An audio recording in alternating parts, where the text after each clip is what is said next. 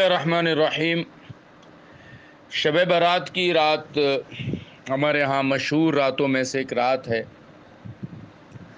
اس رات کے متعلق ہمارے ہاں بڑی رات ہونے کی بات کی جاتی ہے، جاگنے کی رات، عبادت کی رات، روزے کی رات۔ حضور اکرم صلی اللہ علیہ وسلم سے اس رات کے فضائل کے بارے میں جو باتیں ثابت ہیں، ان میں سے ایک بات یہ ہے کہ اس رات کی میں اللہ رب العزت جو ہے وہ مومنین کی مغفرت فرماتے ہیں، اور مغفرت کے لیے کوئی شرط کہیں پر بھی ذکر نہیں کی گئی ہے کہ وہ قبرستان جائے تو اس کی مغفرت ہوگی، وہ مسجد جائے تو مغفرت ہوگی، وہ ذکر کرتا ہوا پایا گیا تو مغفرت ہوگی، وہ نماز پڑھتا ہوا پایا گیا تو بھی مغفرت ہوگی، یا وہ اگلے دن روزہ رکھے گا تو مغفرت ہوگی۔ نہیں، اللہ کے نبی صلی اللہ علیہ وسلم نے فرمایا کہ مغفرت ہوتی ہے۔ اور آپ شعبان میں کثرت سے روزے رکھتے تھے، تو عرض کیا کہ آپ نے فرمایا کہ اس مہینے میں آجال لکھے جاتے ہیں موت کے، تو میں چاہتا ہوں کہ جب میرا اجل لکھا جائے تو میں حالت روزے میں ہوں۔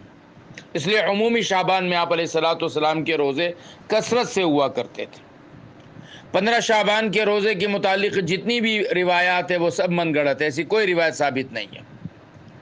اب مغفرت کی جاتی ہے، کس کی جاتی ہے یہ نہیں لکھا، گویا کہ ہر ایمان والے کی مغفرت کی جاتی ہے، کس کی نہیں ہوتی ہے یہ ضرور موجود ہے۔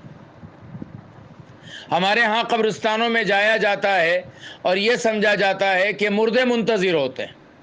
مردے بیچارے کو تو پتہ بھی نہیں ہے کہ آپ اس وقت گھر میں کہاں ہیں۔ جب آپ قبرستان جاتے ہیں تو ان کو پتہ چلتا ہے فلاں آیا کہ فلاں نہیں آیا، اس سے پہلے تو ان کو پتہ ہی نہیں ہے۔ لیکن جو منتظر ہے ان کی وجہ سے آپ کی مغفرت رکی ہوئی ہے۔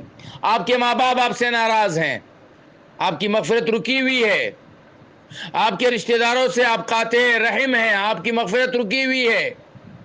آپ نے دل میں کینہ پال رکھا ہے، آپ کی مغفرت رکی ہوئی ہے۔ لہٰذا میں نے کل بھی ایک جگہ بیان میں یہ بات عرض کی کہ اس رات میں 3 کام کیجئے۔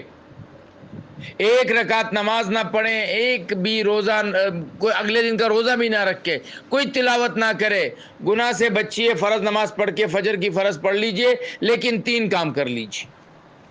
جو انسان آپ سے ناراض ہے یا آپ کا اس کے ساتھ کوئی معاملہ ہے، جا کے اس کو منا لیجئے، ورنہ آپ کی عبادت رکی ہوئی ہے، اللہ کے ہاں آپ کی مغفرت نہیں ہے۔ نمبر 2،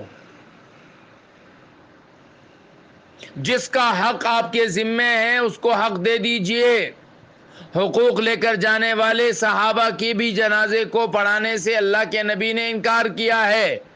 فرمایا شہید 3 مرتبہ شہید ہو جا کر زندہ بھی ہو جاوے، اللہ اس کی مغفرت نہیں فرمائیں گے جب تک کہ اس کے اوپر کسی کا حق اور قرضہ ہے۔ اور تیسری بات یہ ہے کہ حرام خوری سے اپنے آپ کو بچائیے۔ بس یہ 3 کام کر لیجئے، باقی جس سے جو توفیق ہو سکے عبادت کرے۔ کوئی خاص عبادت اس رات میں منقول نہیں ہے۔